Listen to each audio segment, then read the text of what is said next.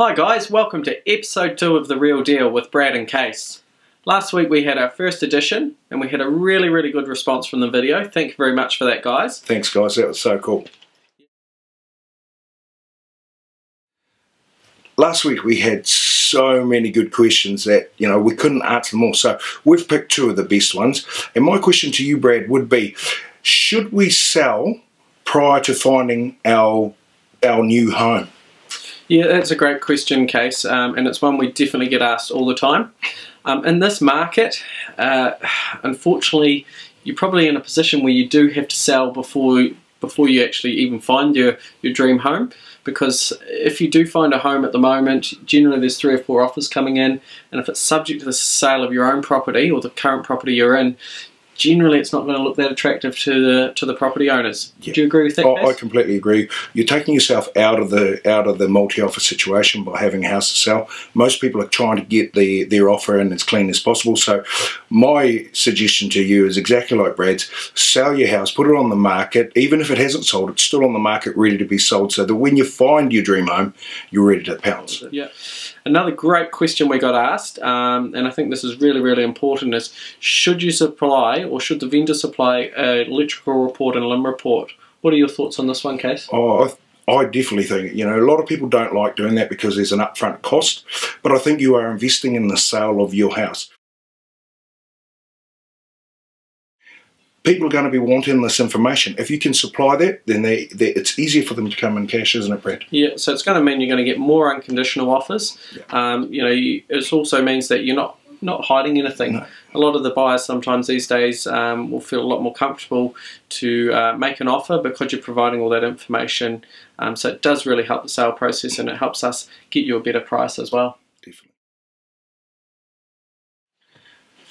So last week we introduced you to a couple of hot properties. This week we want to do the same, but with suburbs. We've just noticed that over the last few weeks there have been some suburbs that are actually more attractive to buyers than others at the moment. Yeah, a couple of really hot suburbs. I think the one that really stands out at the moment is one up in Helensburgh, Waikari. It seems to be a really popular place at the moment. It's still affordable for the first home buyers. It's becoming a really family orientated suburb as well. Definitely. And because it's close to Māori Hill and some really good schools, people are wanting to raise their children there. So it is a really good area and really popular.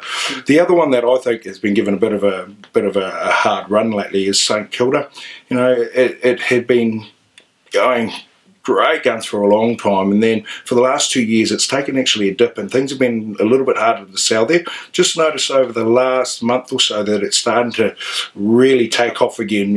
It's still affordable to the first home buyers, and if you're an investor you're still getting a higher rate of return on your investment out there as well. So it is another up and coming area that I think's hot at the moment. Yeah, definitely. There's some real good opportunities out in that St Kilda market at the moment for some investors, or someone that's maybe prepared to do a wee bit of work to their home, get in there, renovate. Some really good opportunities. So a couple of suburbs I think buyers should be checking out over the next few months. The other really good thing about St Kilda is that it's not that far from the beaches either, so for the families it's awesome. Yeah, excellent.